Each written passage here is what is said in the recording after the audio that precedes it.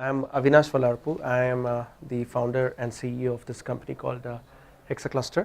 So I'm going to be presenting about our company a little bit, but after that I'll be doing a demo of a product, right, which is called HexaRocket, and where you will be able to witness the end-to-end database migrations from Oracle as well as SQL Server and many other databases to Postgres using online techniques, right? So we are both database and application migration specialists, right? And we also, so I have contributed to many tools like Ora2PG as well as a lot of extensions. And our company, like our team of experts, have also contributed to like more than 50 Postgres extensions, including Ora2PG.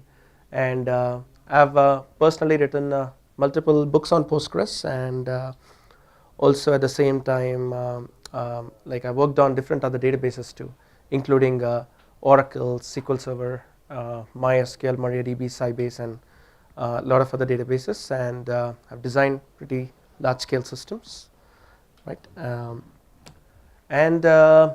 So to keep it simple, we are a company. We are creators of. So I think you might have heard about this tool called Ora2PG, right? So we are the creators of that tool. Our team are the creators, and more than 50 open source tools and extensions. So we are contributors, consultants for Postgres, application and database migration specialists, right? So we have transformed pretty critical applications, including government applications in Middle East, as well as Africa, as well as United States and different other parts of the world.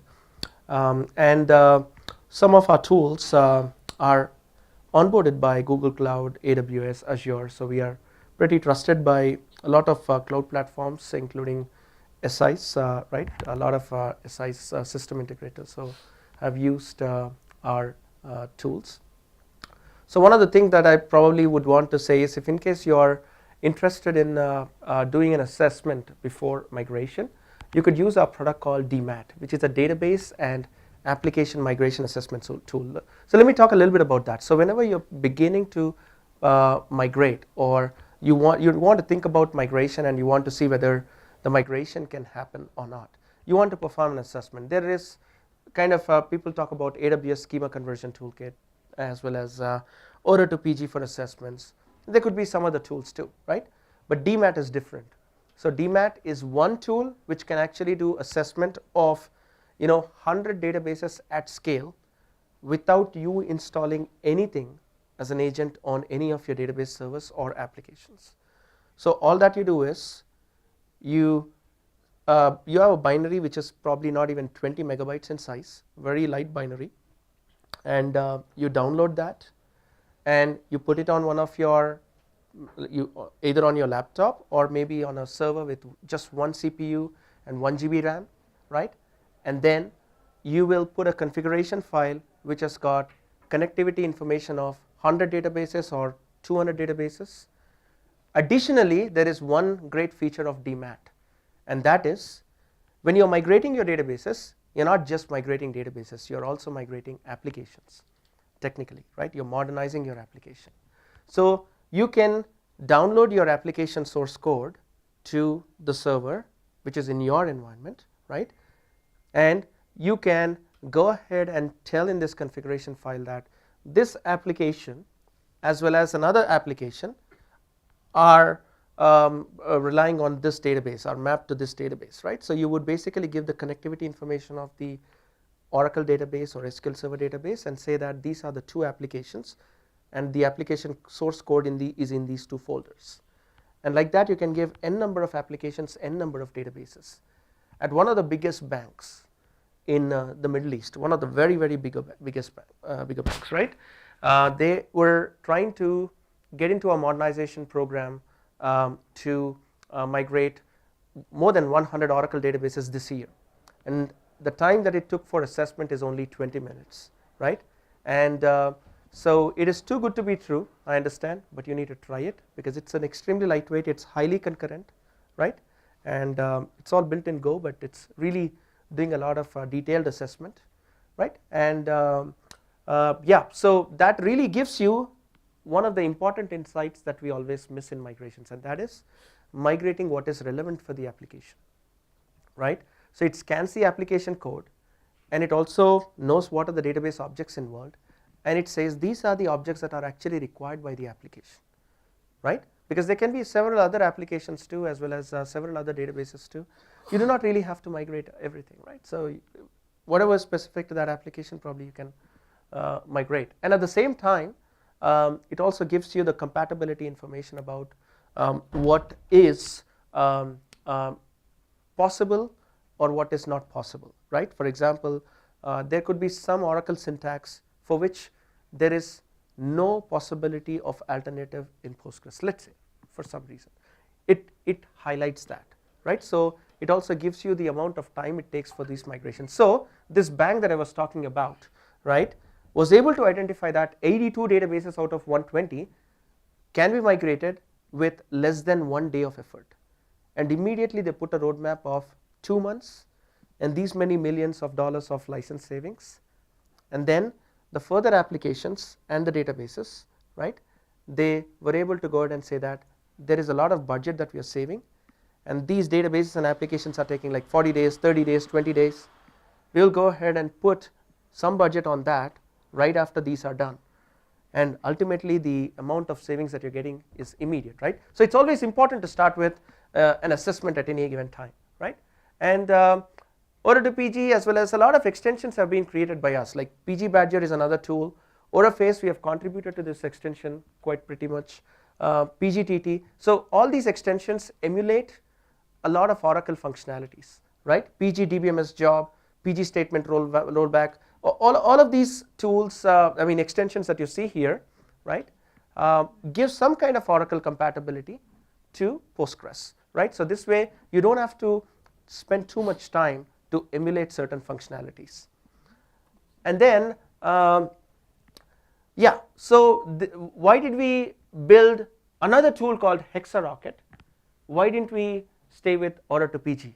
Of course, in software development, the important thing that would allow you to scale is design, right? So Ora2PG is something that you know, our team started like in 2001, right? Our CTO, who is the author of Ora2PG, started the development of Ora2PG in 2001. It was in Perl, and all it was doing is regex based conversions. It's great. It really modernized a lot of database environments. Even cloud providers really trusted Ora2PG. It can support schema migration, offline data migration. I have myself given the code for foreign data wrapper integration and data validation, right? And at the same time, a lot of validation features were also included, but there are challenges. It has got no online migration. It's command line only. If there are any errors, you have to handle it differently, right? Cannot you know, the ability to restart from failures and a lot of that. So we did some improvements. That is, when a migration is done, capture the SCNs, the start SCNs of the tables, so that we can use some other tool to perform CDC as of those SCNs. But additionally, enterprises started looking for security, right? Though Ora2PG is in the premises of customers, people need security standards certain to be met. We ultimately started building HexaRocket, not only because we didn't want to continue on Ora2PG, but we wanted to also expand HexaRocket to many other databases, right? And so it's an end-to-end tool or platform, you know, you call it. It's enterprise, so customer installs it in their environment, or customer can also, you know, put it on any cloud platform.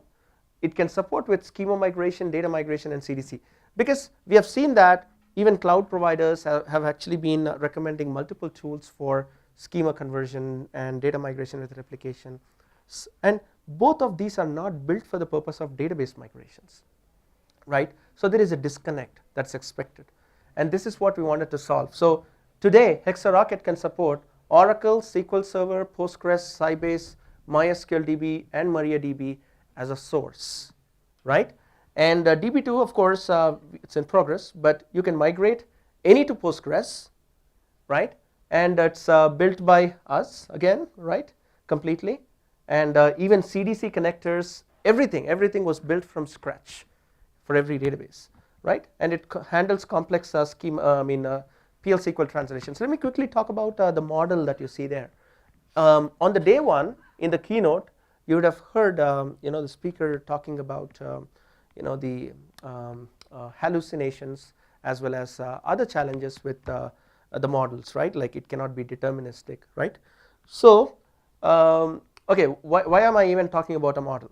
So in order to PG, as an example, it's regex based, so it's finding a specific Oracle keyword and it is replacing with some Postgres specific keyword, right? Similarly, it's happening for a little bit for SQL Server. We haven't added a lot of capability for SQL Server. We purposefully did not continue that. But the regex approach would not allow us to scale. However, developers have millions of combinations to write a code, right? Now, how do we make sure that we solve it at scale, right?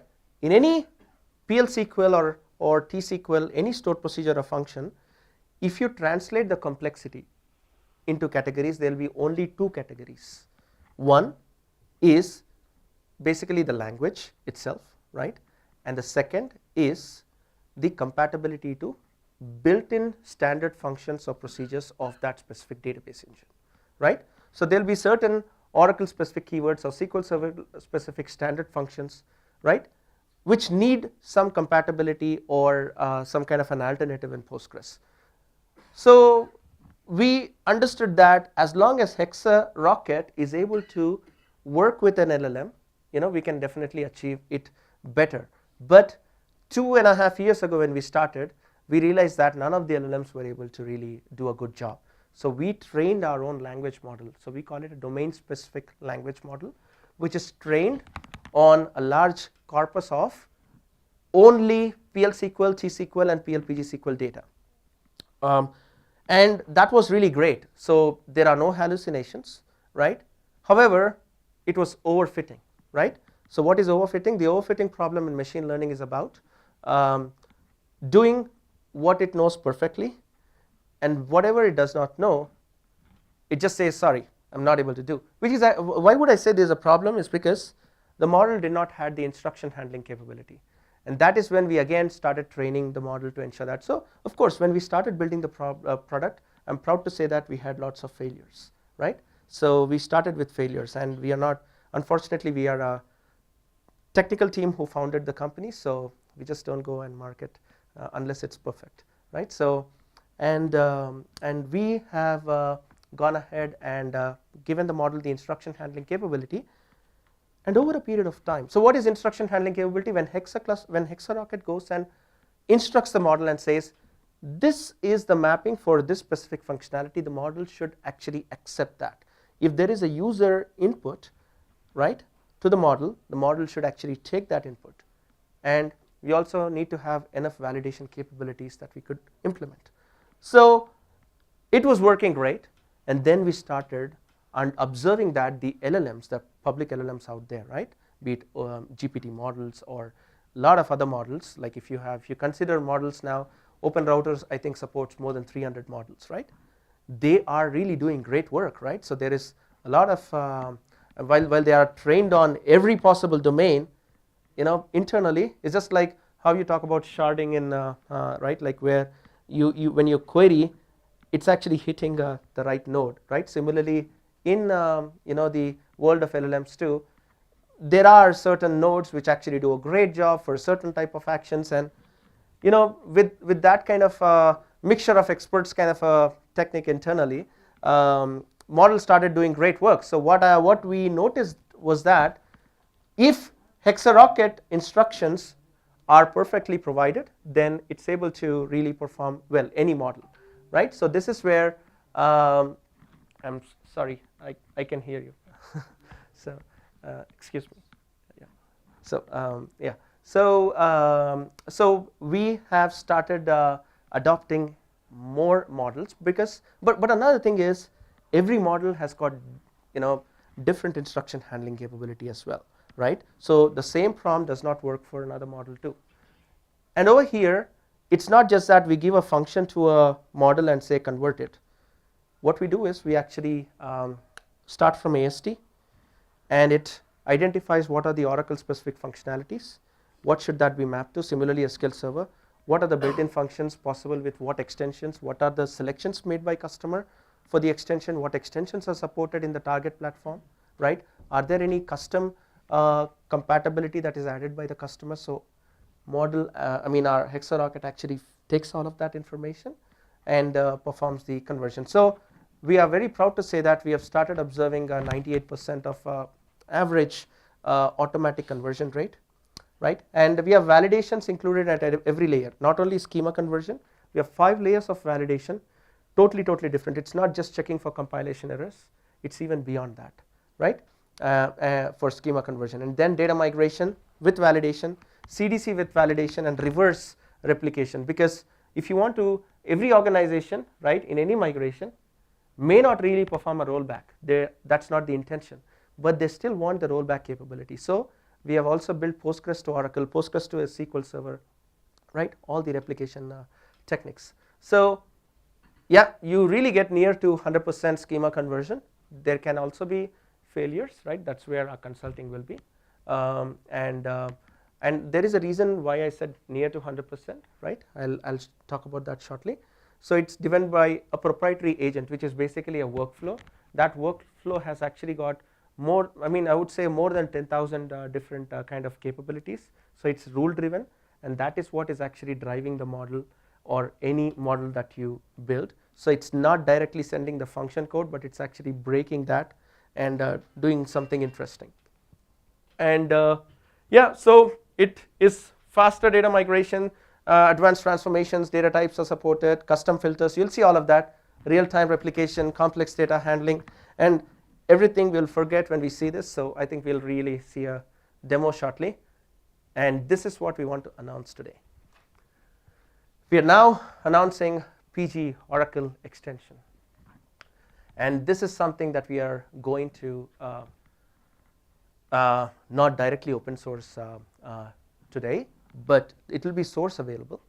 So this will be open to customers, our direct customers, as well as customers of our partners, right? And because until today we have been looking at Oracle compatibility on some of the proprietary forks of Postgres, right?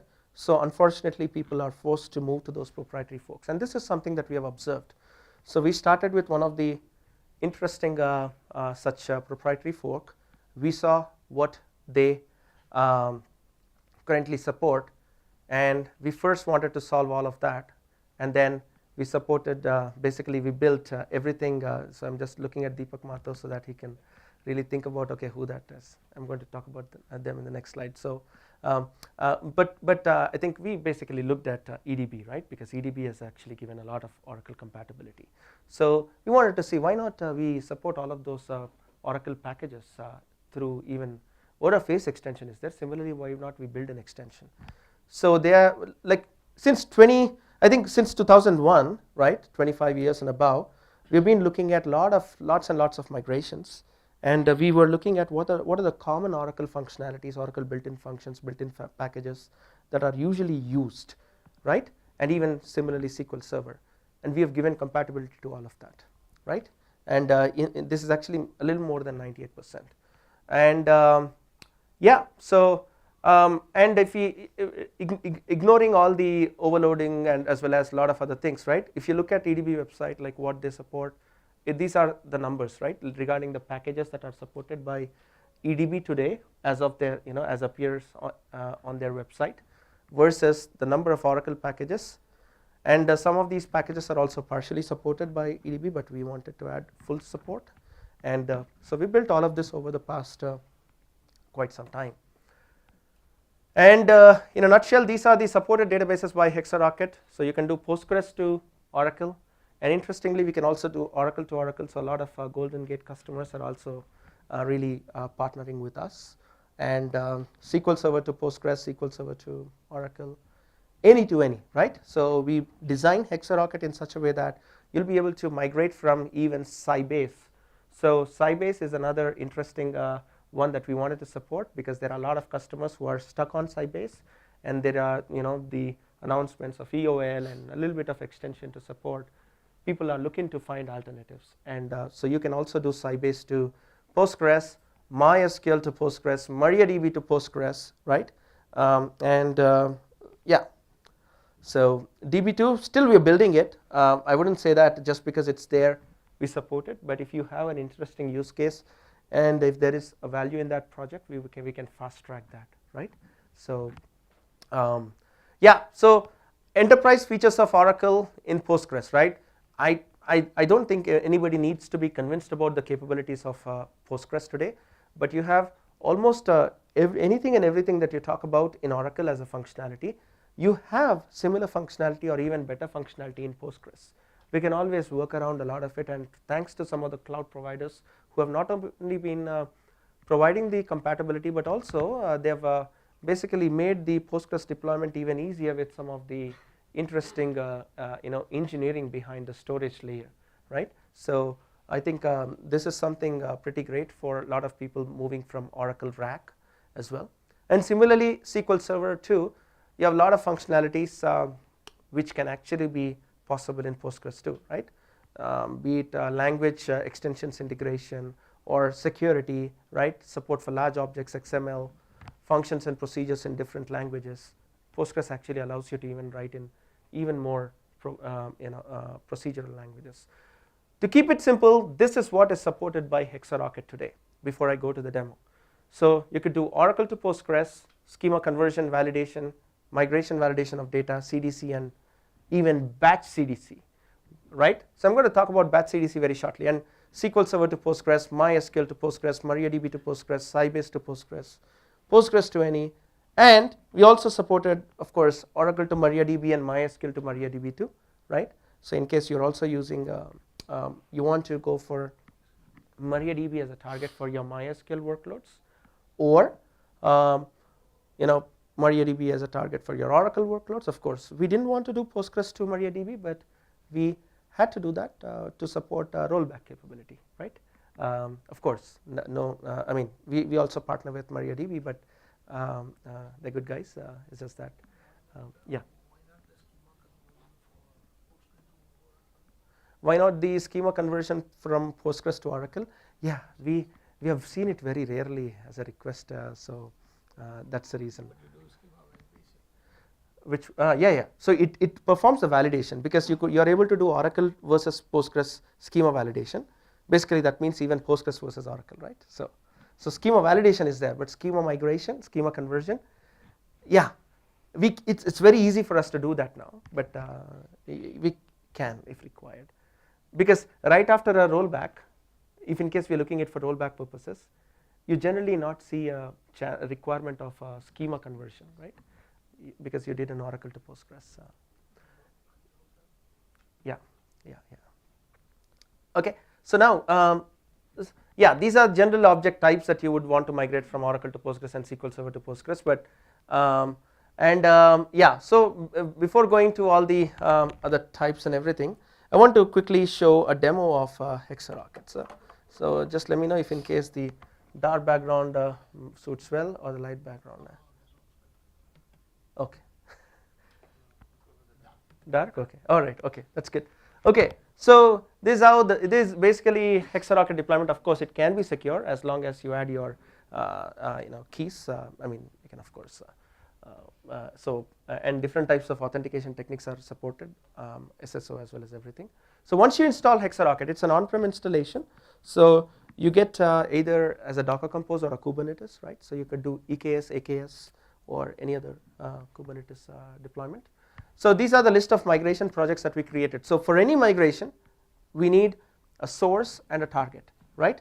So you start by adding your database connections.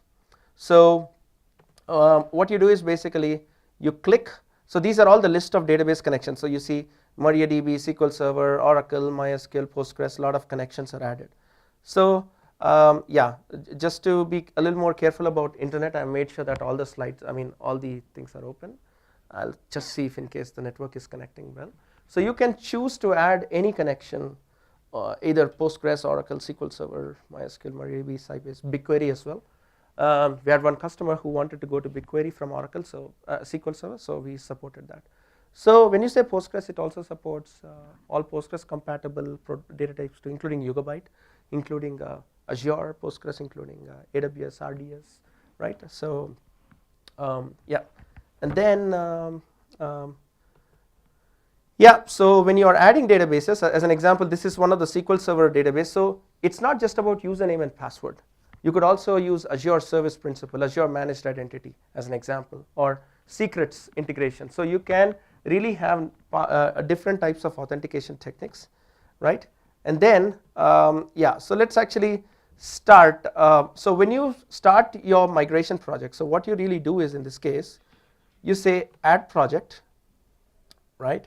And oh, working, it's working, so good. Internet. So let me say demo 1 2 3 4 5 and say something like MS SQL to Postgres, basically SQL Server to Postgres, right? We can also do Oracle to Postgres, but there are a lot of Oracle to Postgres this time in this conference. So okay, so this is one of the SQL Server databases that I've just selected. I can test the connectivity, and there is one of the Postgres databases as an example. I can choose a list of database objects in a specific JSON format, right? Or I can just go ahead and select from the object tree, and I can say schema migration, schema validation, or data migration and CDC.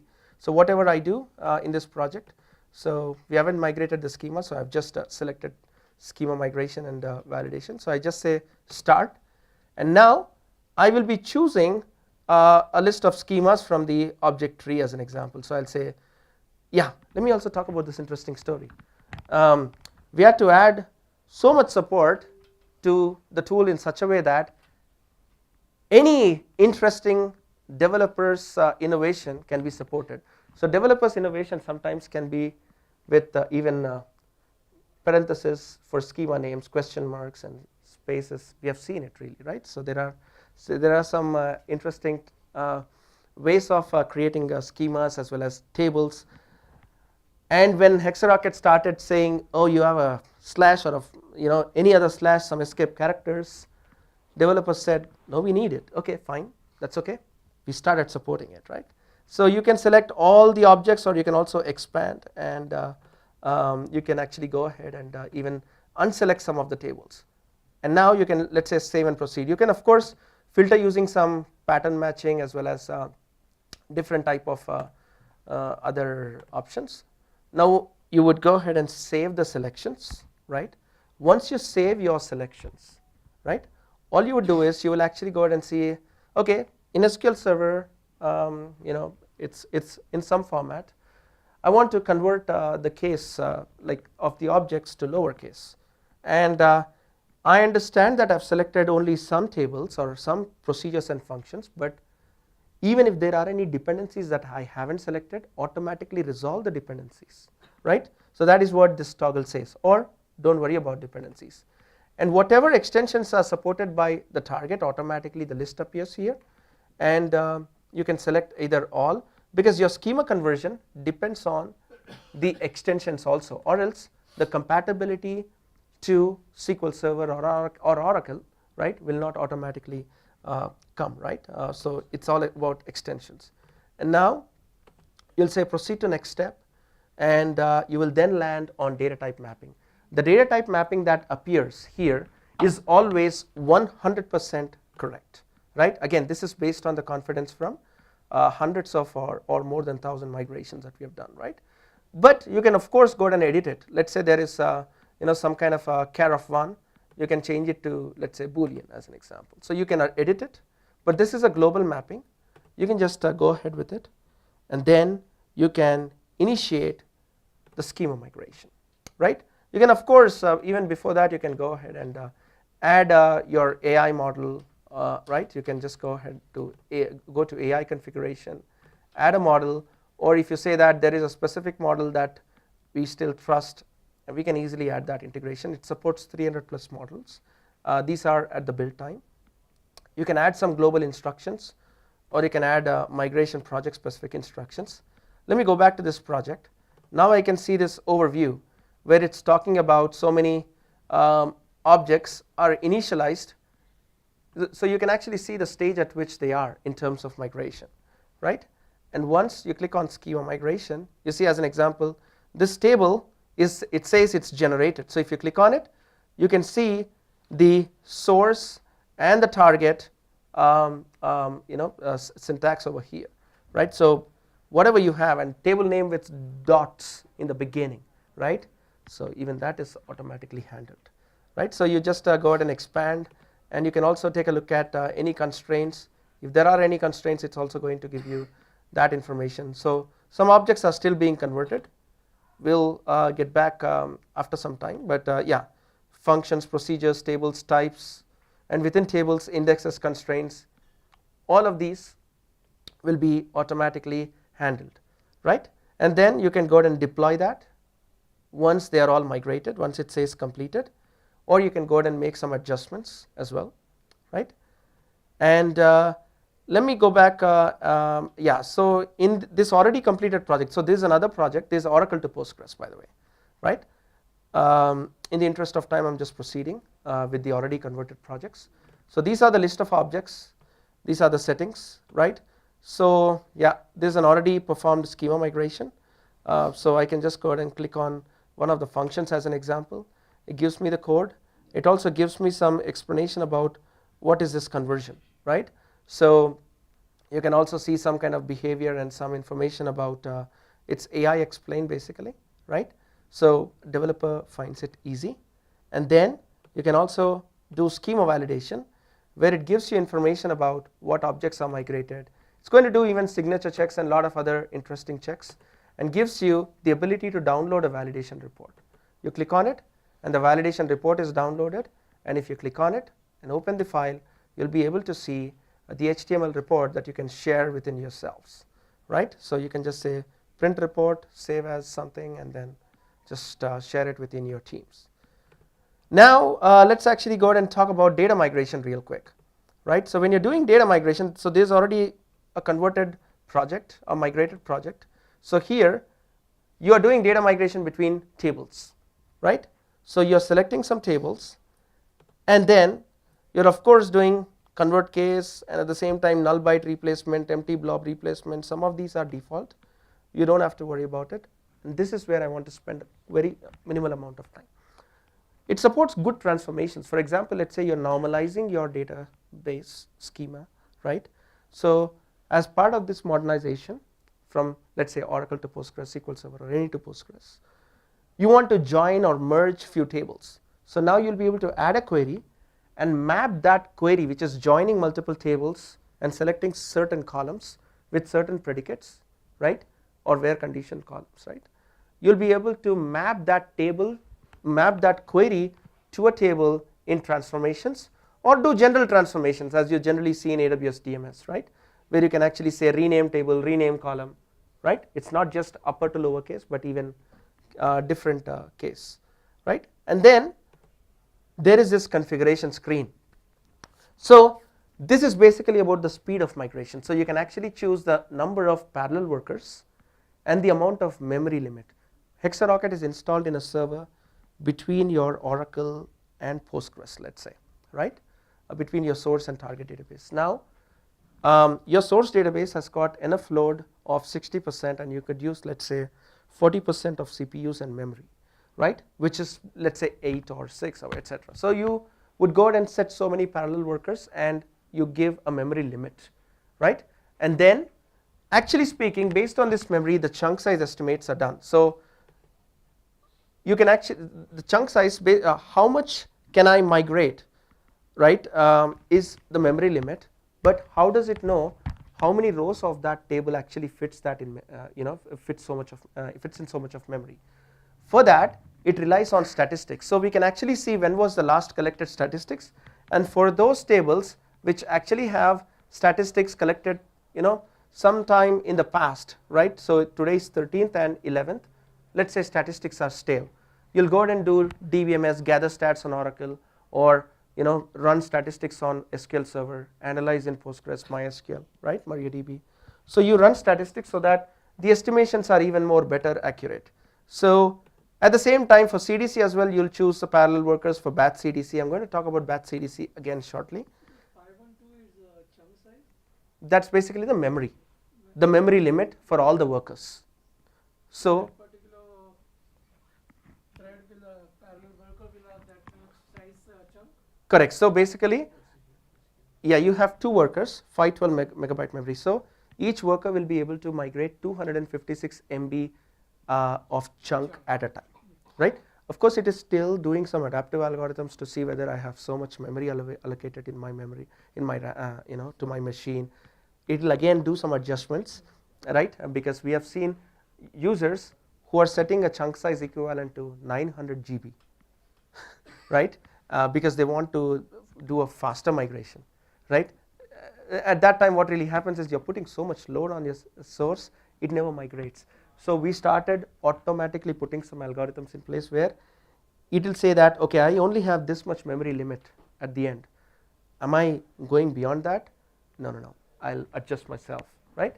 So what will happen if the row doesn't fit in that frame, or the user chooses 100 MB, let's say, Correct. and it doesn't fit the whole row or something, or you are getting the chunk by chunk, or Generally, what happens in that case is, right, so it will show over here the chunk size as 0, right? And it will not allow you to proceed, right? It says, sorry, you cannot proceed because your chunk size is 0. Your average row size is more than that. So it's going to, it will not allow us to go next, proceed next from this configuration. Yeah. And then you have this, so instead of statistics, we have selected default 1000, 1000. So that's why you see 1000, 1000 appearing. So I have not chosen the chunk size estimates based on statistics, just like other replication tools does. I said, yeah, go to 1000, go do, just take 1000 for normal tables, right, over here. And then, yeah, I've said 1010, right? And then I would just go ahead and also talk a little bit about the CDC type over here. But let me also tell you another thing. What if there is a table of 1 terabyte size, right? So let's say it takes 1 day, 2 days to migrate, right? That is problem, right? So what you do generally is in DMS, as an example, you'll go ahead and create another project and have multiple parallel, you break that table into multiple queries, right? And you cannot do live migration. But in HexaRocket, you can just enable parallelism with a toggle, right? And you can say 2 workers or 4 workers. So here it's already translating it into queries, and you can also add additional filters on this query, right? And this is based on a specific column now. And similarly, let's say that there is this table where you do not want to migrate all the rows. You can actually apply your filter condition there, right? And you do not really have to migrate any data, let's say after more than 2 years. You can just add your filter condition there, right? And then proceed. And similarly, you can enable validation. So you can just go ahead and do a bulk update, say perform validation on for all tables. Now it's on for all tables. And you can also choose the priority order, right?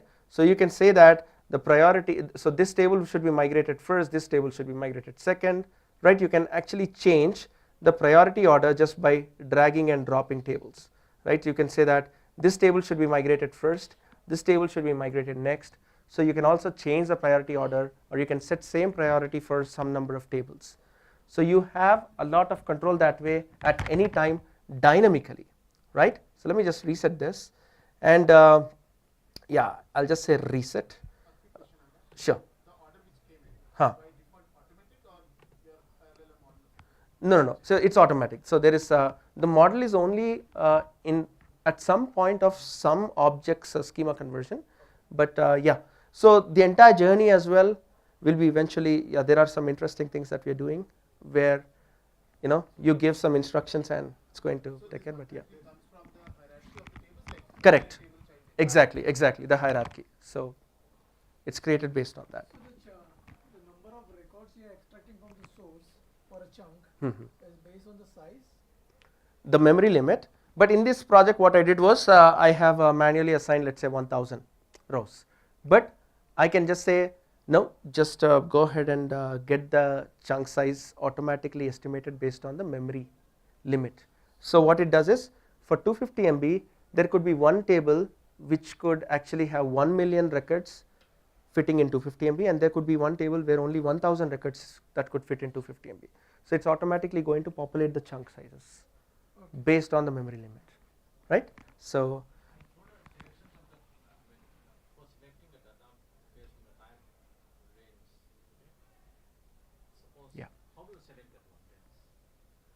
Suppose table does not have any timestamps. Yeah. So the filters are only based on what columns exist in that table, right? So whatever filters we are able to apply, because if Oracle, as an example, does not, in Postgres as an example, you have the ability to enable, there is a parameter called track commit timestamp, right?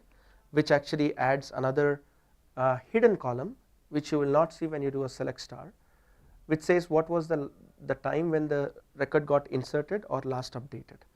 But in Oracle, do we have something similar?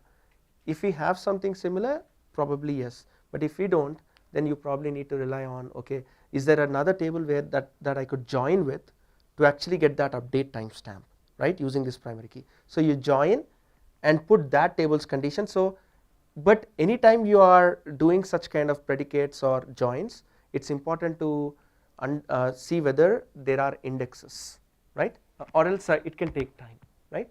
But it is an index, right, for the migration? No, we're talking about source, right? Those queries are running on source. Yes, yeah, no problem. And then the blob handling is again something that you can enable so that even blob data, blob large objects can be extracted during CDC. Once you now proceed to migration, this is the interesting screen that appears, right? So it says that the table migration is completed for these tables, right? And so if in case you have more schemas appear here, right? And it shows you, if you selected validation, it says validation, it will also validate and do show the validation status. And you can also click on one of the tables as an example and see how is the average, the total number of chunks and the average chunk processing time, if you want to increase the chunk size as an example, right? Because in migrations you would always do a dry run too, right? So if your source is able to accept even more bigger chunk sizes, right, you can actually adjust it. So you can go ahead and edit the chunk size over here, right, and then modify it, and then you will just go ahead and let's say pause replication, right?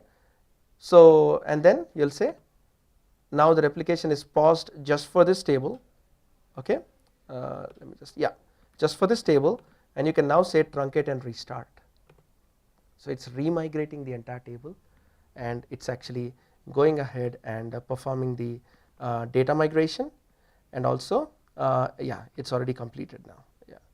Not started, CDC not started, and CDC will be completed. As you see now, it says applied inserts update 0 because it remigrated everything. So as soon as it observes any changes, it will start applying those changes. So basically what I'm trying to say is you have a granular control at every level, where even if you made some mistakes or you have written some data to the target, you want to remigrate just one table, you want to make some data type modifications, or there is an error because you have chosen a wrong data type, right?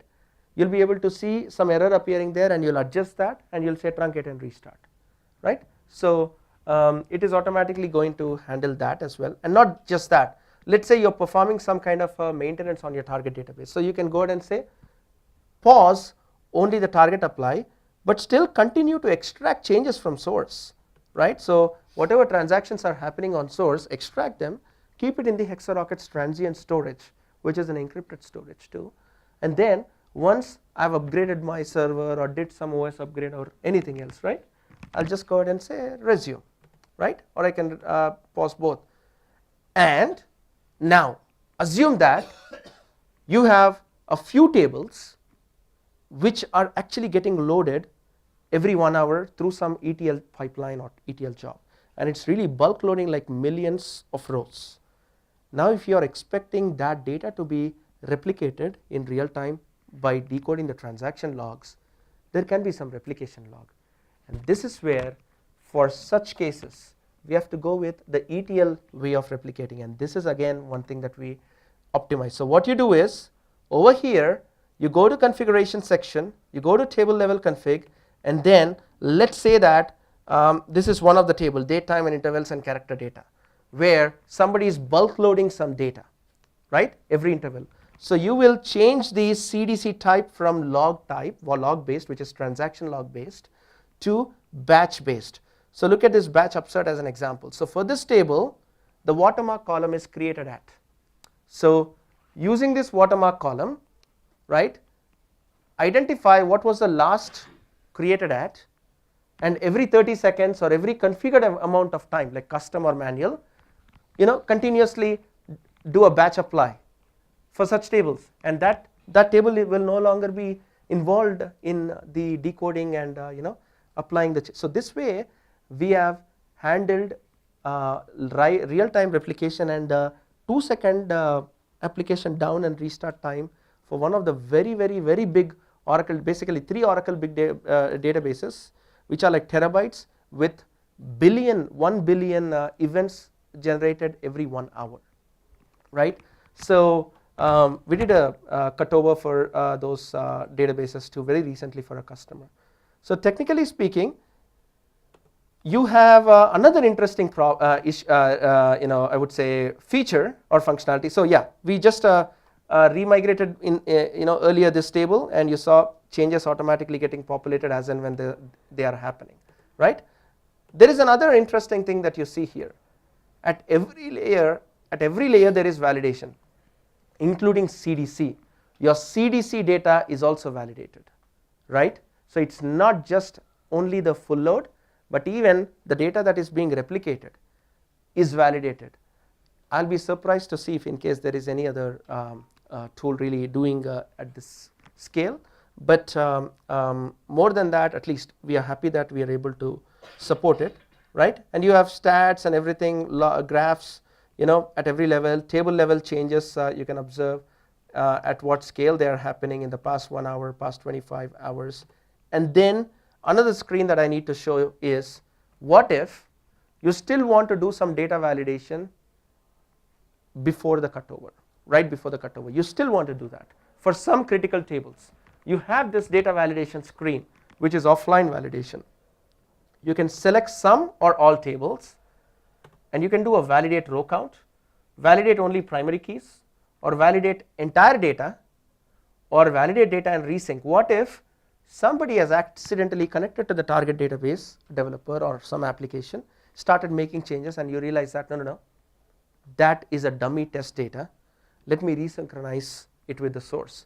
So you can also do a resynchronization. It validates, and whatever is not matching, it is going to go ahead and resynchronize as well. It's for selected tables, so you can select all or some.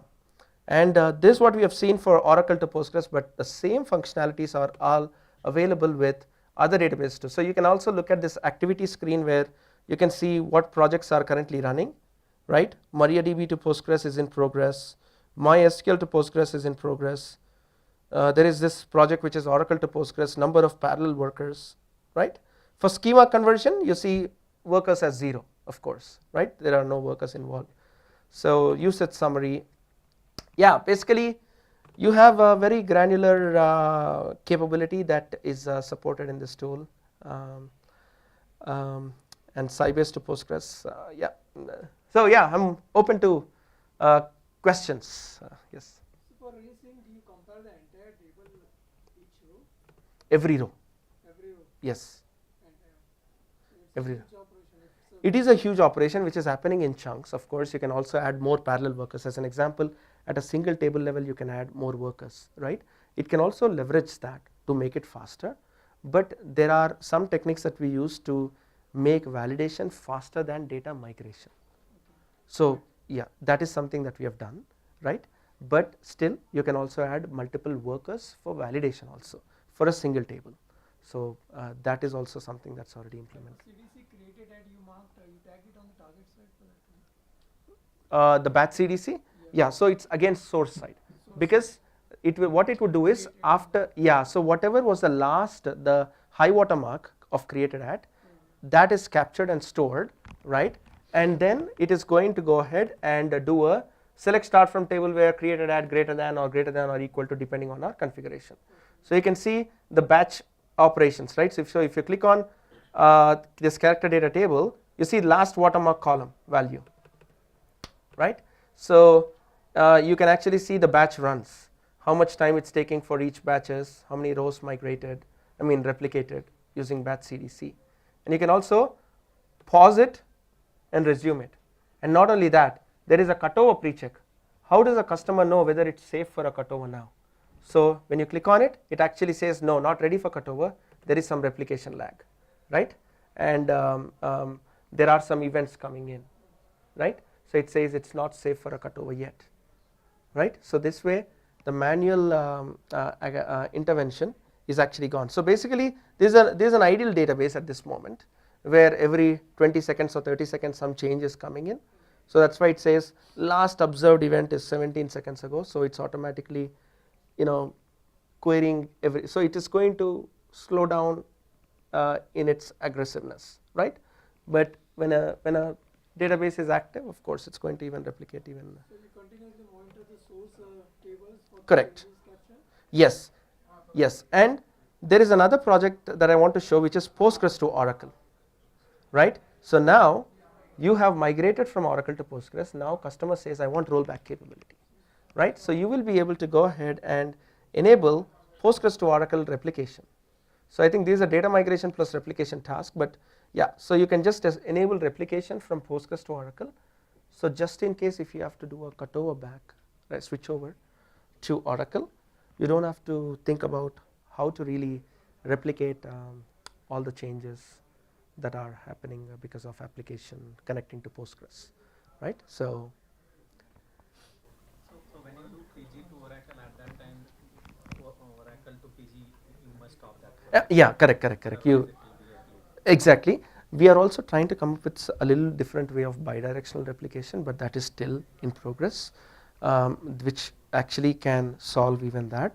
But customer can create this project as well upfront. All they have to do is pause replication on the top, clicking a button, and then resume over here, right? Because it will be by default in pause state, so they will not start it, and they'll just go ahead and start it.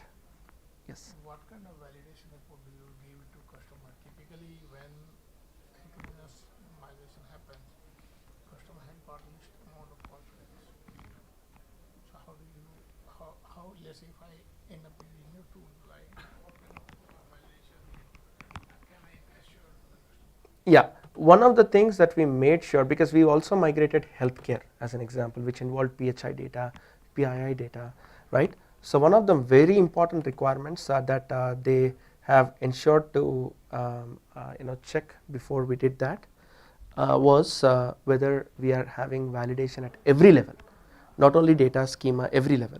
So when you are doing full load, that migrated data is validated, and after the full load is completed, one time load is completed, even the replicated data, every time it's observing some events, even those are validated right after they are applied. So My question is, what is that? the data, it's not the count, it's not the row count, no, it's the actual data that is getting validated From an application point of view or from the database point of view. So when you select the data from source and select the data from target. your logic, that's all. You are asserting your migration logic as part of the test validation. That's all. But let's say from a user or customer point of view, I have an application working with Oracle. Now that application needs to work with the PostgreSQL. How do I ensure that my application and the kind of data that is going to consume now Yeah. is it transformed in itself? Is all good. Yeah, basically that's the application validation that you're talking about, right? So yeah, and in that case, cutover and all that gets challenged anyways. So I'm just trying to understand. Basically you're talking about whether application is actually seeing the data in the format that it's expecting the data. Is that right?